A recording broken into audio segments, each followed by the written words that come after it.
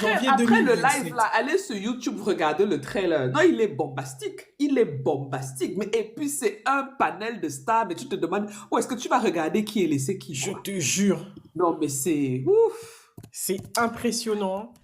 Dis-moi, Christelle, tu vas te sentir comment quand tu as vu presque 2 millions de dollars devant tes yeux comme ça? Je te jure. Comment tu commences déjà à planifier dans ta tête?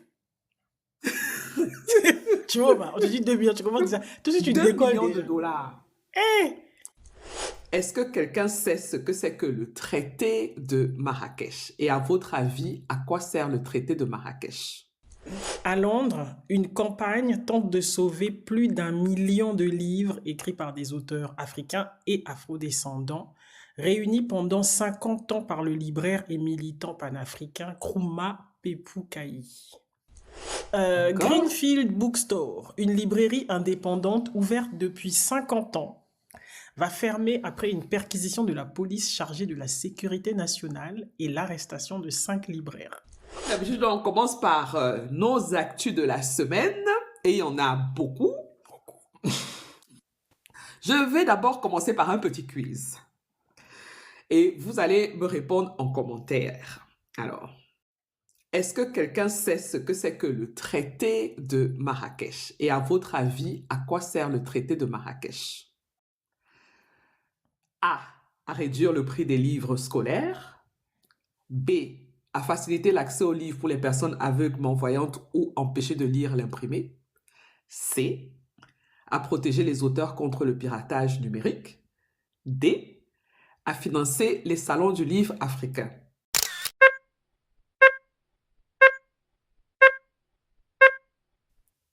Alors, ceux qui ont choisi la réponse B, c'est la réponse qui est correcte. Il sert à faciliter l'accès aux livres pour les personnes aveugles, malvoyantes ou empêchées de lire l'imprimé. Le traité de Marrakech est un accord international adopté en 2013 sous l'égide de l'Organisation mondiale de la propriété intellectuelle. Son objectif, comme je le disais plus haut, est de faciliter l'accès aux livres pour les personnes aveugles, malvoyantes ou empêchées de lire des textes imprimés. Il oblige les pays signataires à prévoir des exceptions aux droits d'auteur afin que des organismes autorisés puissent convertir des œuvres en format accessible, braille, audio, numérique adapté ou grand caractère, sans demander systématiquement l'autorisation de l'éditeur ou de l'auteur. Et il permet aussi l'échange de ces ouvrages adaptés entre les pays signataires. Je vous ai posé la question parce que le plus grand salon du livre du Ghana a justement décidé de consacrer son édition 2026 à la littérature accessible. La 23e édition de la Foire internationale du livre du Ghana se déroulera du 27 au 30 août 2026 au National Theatre d'Accra. Elle sera ouverte chaque jour de 9h à 17h et la manifestation réunira les acteurs ghanéens et internationaux de la chaîne du livre autour du thème Transformer l'avenir du Ghana grâce au livre.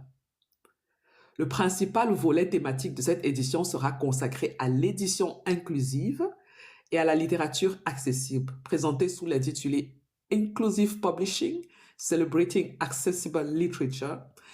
Il portera sur les moyens de rendre les livres disponibles pour les personnes aveugles, malvoyantes ou rencontrant d'autres difficultés de lecture des textes imprimés. Les organisateurs souhaitent notamment promouvoir la production et la diffusion d'ouvrages en braille, en livre audio et des publications en grand caractère.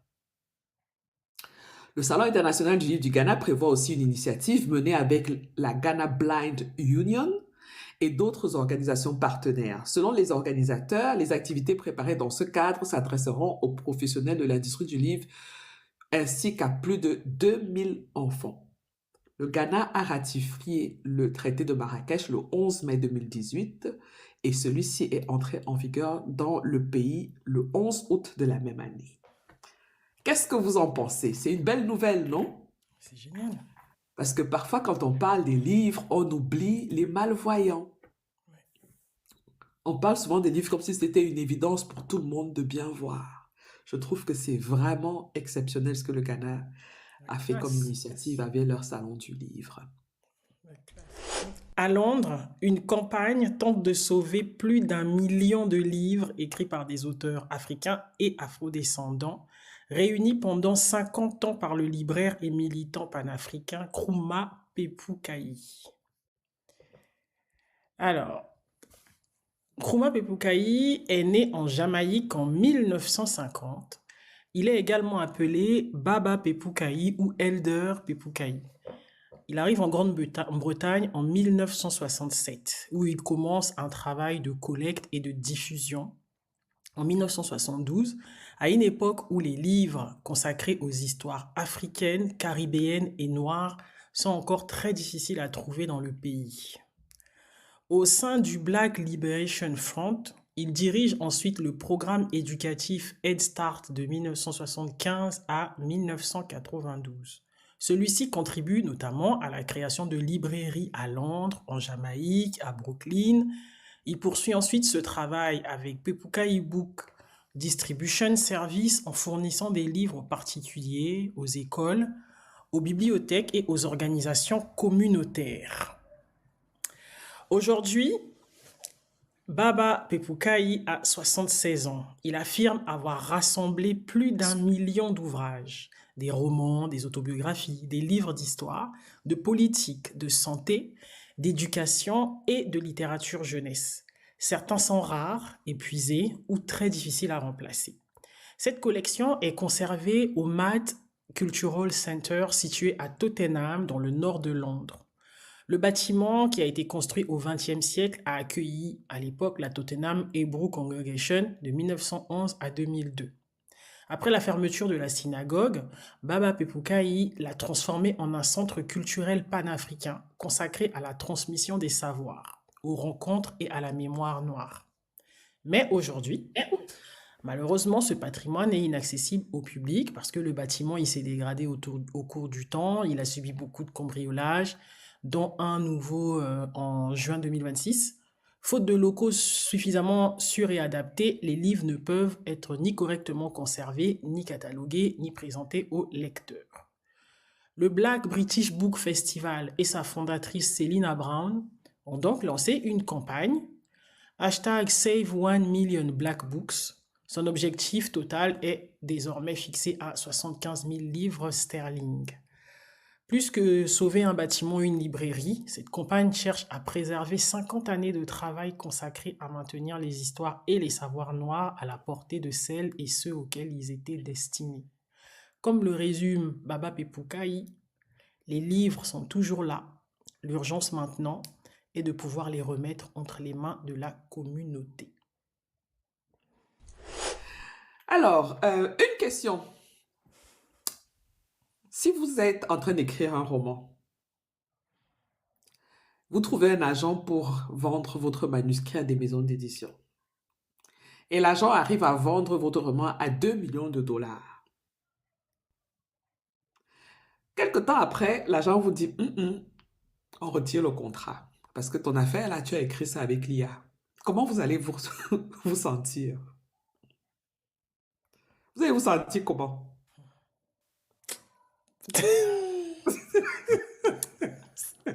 Dis-moi, Christelle, tu vas te sentir comment quand tu as vu presque 2 millions de dollars devant tes yeux comme ça?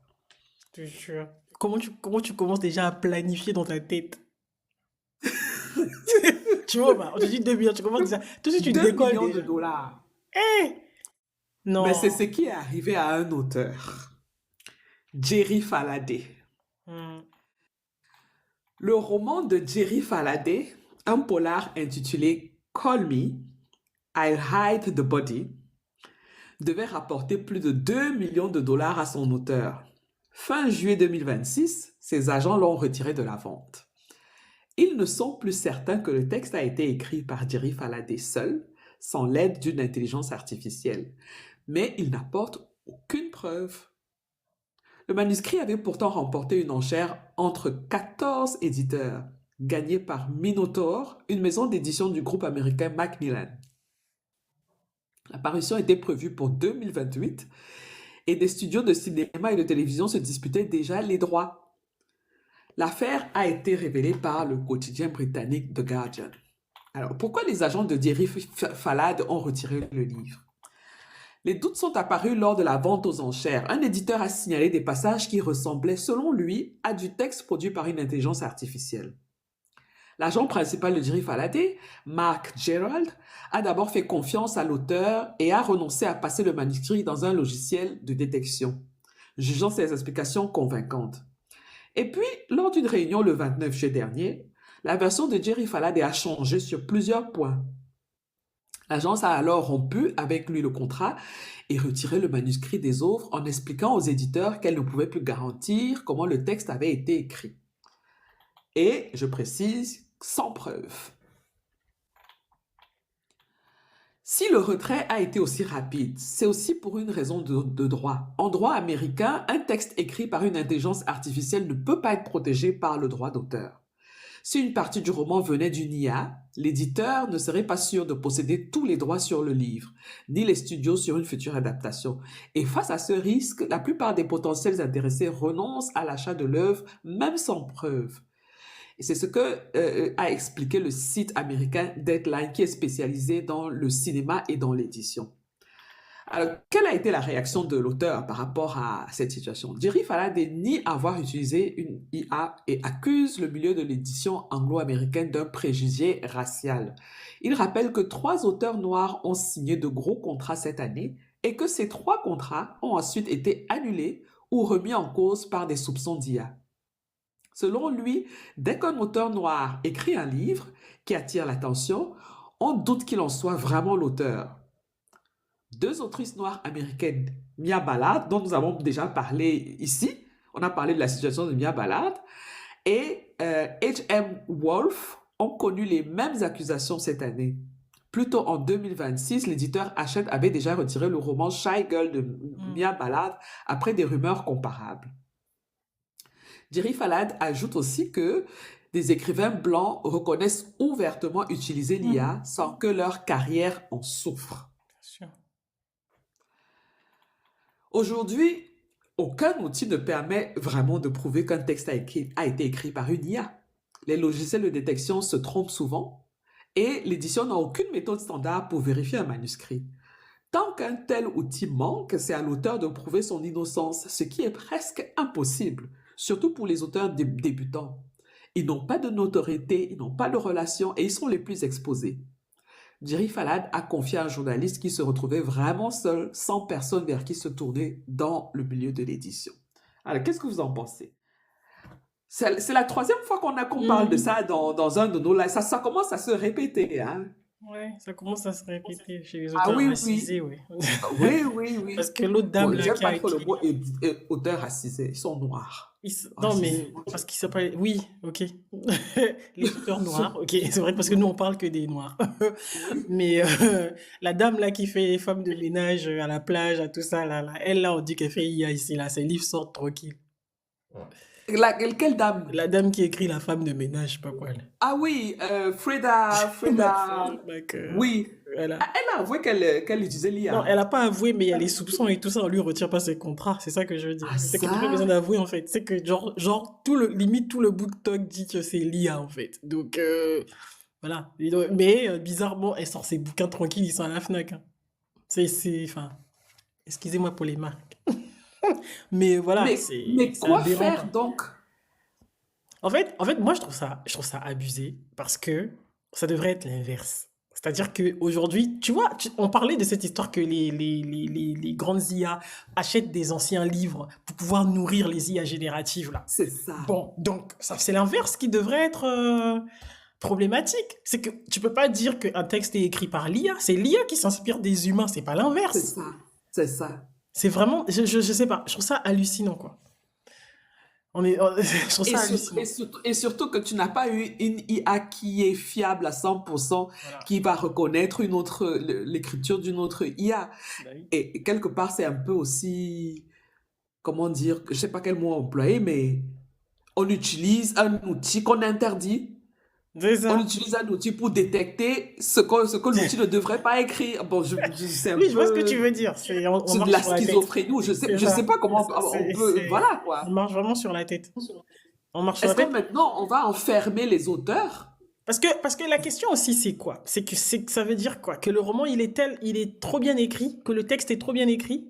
Non, ça n'a rien à voir avec le bien écrit ou pas bien écrit. C'est Enfin, juste que c'est-à-dire est-ce que tu as que... écrit avec une IA ou pas? Oui, mais sauf que le truc, c'est que qu'est-ce qui détermine la détection, là? Tu vois? C'est C'est toute ça, la en fait. C'est question. que c'est quoi Ouais, c'est toute la le véritable question. délire dans la mesure où les gens, ils font des études créatives, ils Oui, étudient d'autres auteurs, dans c'est ça. l'IA se nourrit pour pouvoir générer du texte.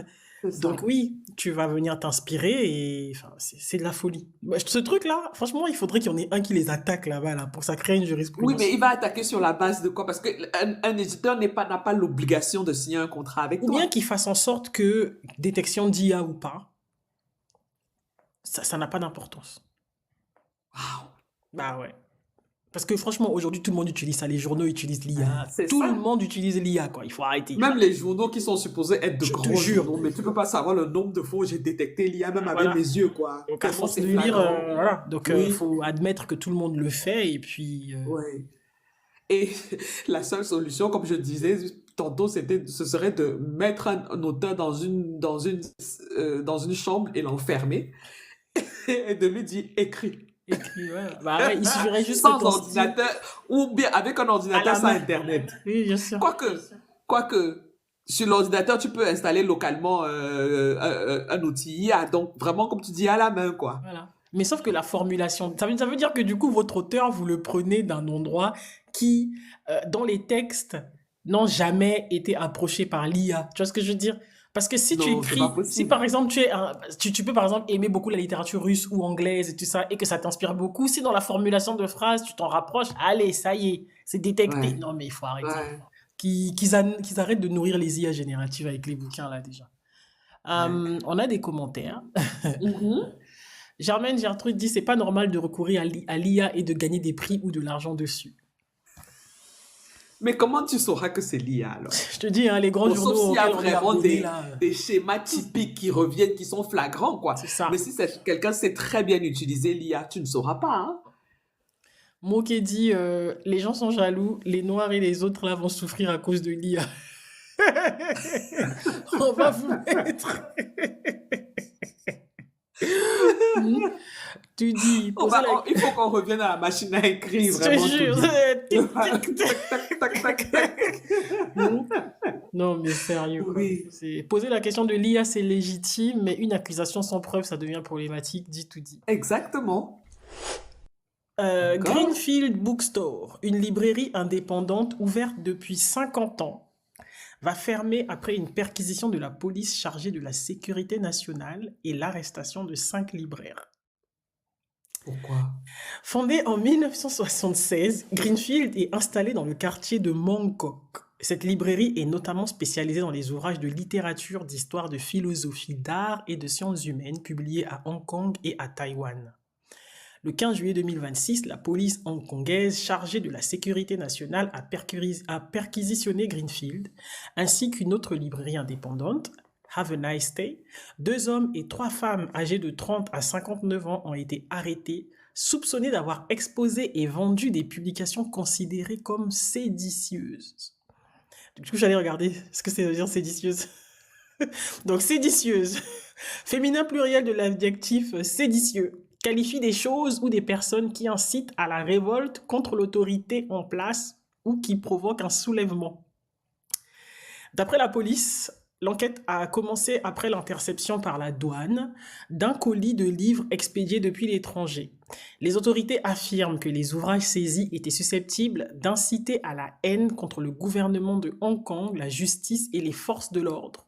Les titres concernés n'ont cependant pas été officiellement rendus publics. Les 5 personnes arrêtées ont été libérées sous caution dans l'attente de la poursuite de l'enquête. 2 semaines après cette opération, le 29 juillet, Greenfield a annoncé qu'elle fermerait à l'expiration de son bail. La librairie devrait rester ouverte jusqu'en septembre, mais aucune date définitive de fermeture n'a été communiquée. Dans son message d'adieu, elle remercie simplement les lecteurs pour leur fidélité pendant ces 50 années, sans établir explicitement de lien entre la perquisition et sa décision. Il faut donc rester précis.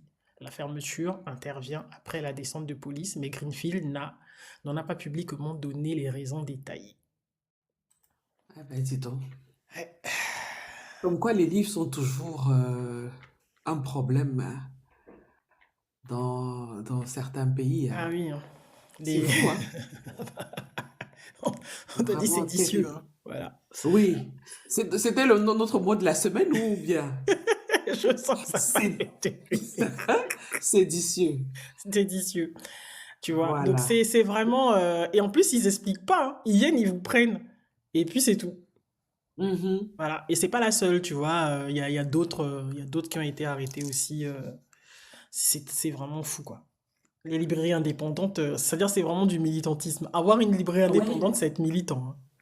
Mais ça me fait penser à ce qui se passe qui s'est passé aux États-Unis ces dernières années depuis que Trump est au pouvoir, hein. Tu sais que les livres, tellement de livres ont été bannis, en particulier les livres qui concernent la communauté noire Mhm. ont été bannis. Tu as des livres de Maya Angelou qui ont été bannis. Franchement, Maya Angelou. Tu as des livres de Ta-Nehisi Coates qui ont été bannis. Et il y a même dans des écoles, il y a des enseignants à qui on a porté plainte, Mhm. qui essaient toujours de communiquer ces livres-là. Donc, les livres sont dangereux. Mhm. Les livres sont dangereux, Pour des, vraiment. pour des, oui, pour des systèmes autocratiques, les livres sont dangereux. Le, Alors, qu'est-ce que tout nos dit amis a disent dit, on parle des dictateurs africains, mais Hong Kong, c'est ghetto. Non, non, là-bas, on ne demande même pas, on te laisse même pas le temps de respirer, quoi. C'est clair. Bah, c'est ce que Vraiment. Monkey dit, hein. En Chine, ils blaguent Uhum. pas, hein. Même dans Ouais, le monde du cinéma, c'est ça. ils blaguent pas. Ils ont Censure. le contrôle sur tout. Oui, hein. Ouais, Là, oui, ça oui, oui. censure fort. Ça censure fort. Mhm. J'ai une petite annonce pour ceux qui... Je ne sais pas s'il y a des traducteurs et des traductrices parmi nous. Peut-être que ça les intéresserait. Un appel à projet, le National Center for Writing britannique, qui accepte les candidatures à son programme de mentorat 2026-2027 jusqu'au 24 août. Donc, vous avez encore quelques semaines pour candidater si vous êtes concerné. C'est un programme international pour des traducteurs émergents. Donc, c'est le National Center for Writing. Si vous cherchez ça sur Internet, vous allez trouver. Le dispositif est accessible gratuitement aux traducteurs émergents installés dans différents pays et comprend des parcours consacrés à plusieurs langues ou littératures insuffisamment traduites en anglais. Donc, si vous êtes traducteur, traductrice, ça peut être quelque chose d'intéressant pour vous.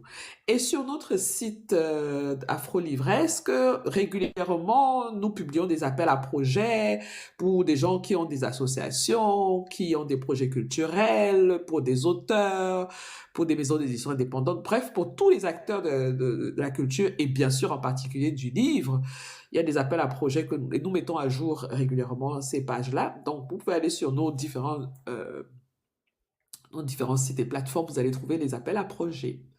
Et il y en a qui sont quand même assez bien rémunérés. Vous ne perdez rien à vous envoyer vos candidatures si ça vous parle. Une autre petite annonce, Ananda Devi et Nina Bouraoui ont été sélectionnés pour le prix littéraire Le Monde Mhm. parmi 10 romans francophones. Donc, il y a 10 romans francophones qui ont été sélectionnés pour la rentrée 2026 et dont ceux d'Ananda Devi et Nina Bouraoui. Donc, Ananda Devi, qui est de l'île Maurice, son roman qui a été choisi, c'est Chroniques d'un royaume perdu. Et Nina Bouraoui, qui est algérienne, son livre a pour titre Championne. Le nom du lauréat ou de la lauréate sera annoncé le 3 septembre 2026. Mhm. Leïla et Aïcha Condé lancent les éditions Condé.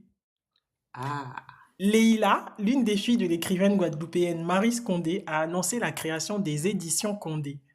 Le projet a été présenté les 24 et 25 juillet 2026 au Parc Floral de Vincennes, près de Paris, à l'occasion de 2 journées de rencontres consacrées à l'œuvre et à la mémoire de l'autrice décédée en 2024 à l'âge de 90 ans.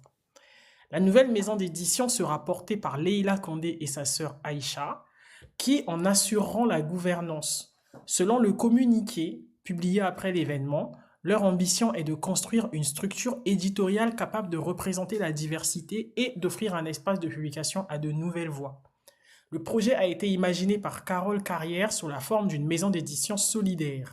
Le think tank, au-delà de la résilience France Outre-mer, a annoncé son soutien à la réalisation, à la structuration et au développement et à la continuité de cette nouvelle structure. Les éditions Condé travailleront également avec Case à Condé, l'association présidée par Sylvie Anne Condé, une autre fille de l'écrivaine.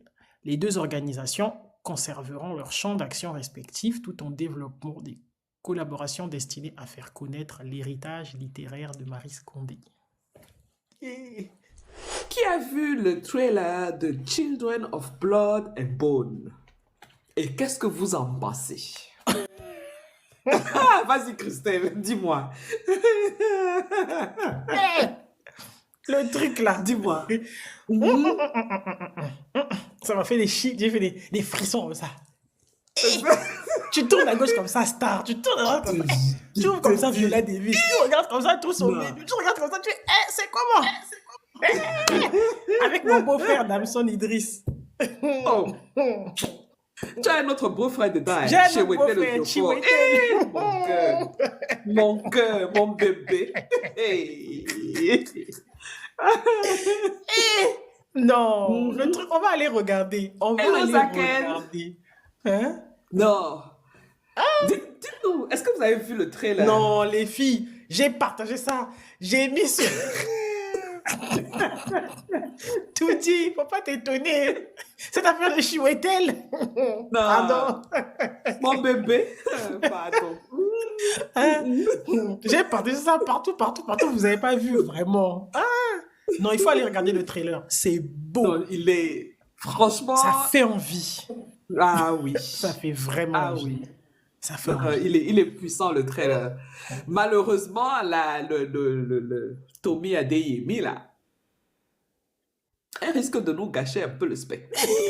Tommy Adeyemi a dit « Not under my watch. Vraiment. Over my dead body. » Vraiment, si vous avez les tatas, allez demander aux tatas et aux aunties d'aller parler à la jeune fille, là, que pardon, qu'elle calme un peu son cœur. Elle nous laisse d'abord découvrir le joli travail de l'adaptation, parce que les images que nous avons vues là sont sublimes. C'est clair. Oui. En plus, il sort en janvier 2027. Après le live là, allez sur YouTube, regardez le trailer. Non, il est bombastique. Il est bombastique. Mais, et puis, c'est un panel de stars, mais tu te demandes, où est-ce que tu vas regarder qui est laissé qui? Je te jure. Non, mais c'est ouf.